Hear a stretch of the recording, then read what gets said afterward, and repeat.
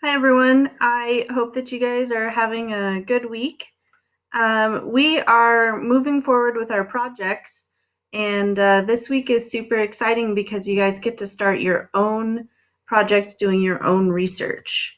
So, our learning target for this week is that you should be able to design your own research project using the scientific method.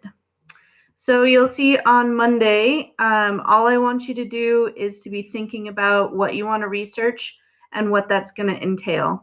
I'm not going to keep you to the division based on your class. So if you're in food science class, that doesn't mean that you can't do a project that's in the animal science division or the plant science division, and the other way as well.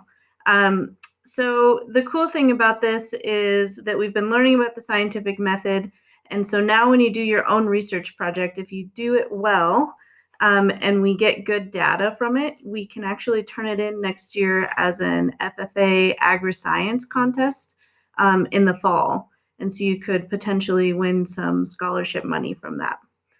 So here are some examples of some questions that you might ask to help you get started with your thesis statement. So for the food science division, we have how does different packaging affect food spoilage rates?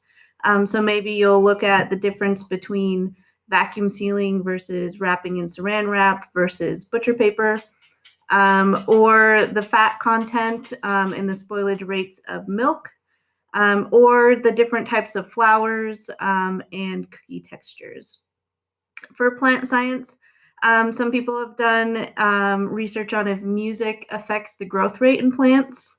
You can also do some studies with nitrogen levels, or you could maybe try some different soil brands and see if seeds germinate at different rates with different brands of soil. For the animal science division, it might be a little bit harder for you guys to do this unless you actually have livestock at home. But we can do things like how does the brand of feed affect the consumption rates? Does the protein level of feed for laying chickens affect the number of eggs that are laid?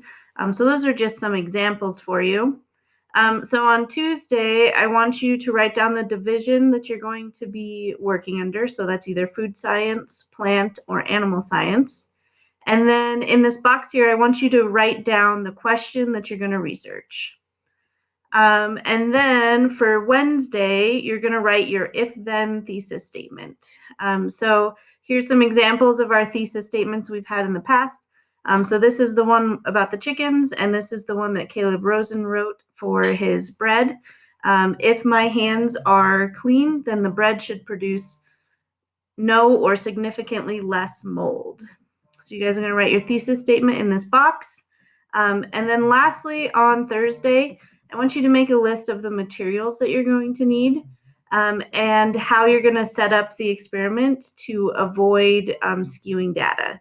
So you should have a control group, and you should have an experimental group, and you should have it set up so that you're not going to skew the data by having issues. So that could be, making sure you use the same seeds, you're using the same type of feed. There's lots of different things. So this is where I'm really going to help you. When you guys turn this in, I'm going to read through it, and I'm either going to give you ideas on how to make it better, or I'm going to say, looks good, let's get started on it. So by next week, we should be setting up our experiments. I hope you guys are excited about this. I expect that you're going to need a little bit more help and assistance from me on this one. So if you can just let me know when you have questions, that would be great. You can send me an email or a comment through Classroom. And I hope you guys are doing great, and I will talk to you later.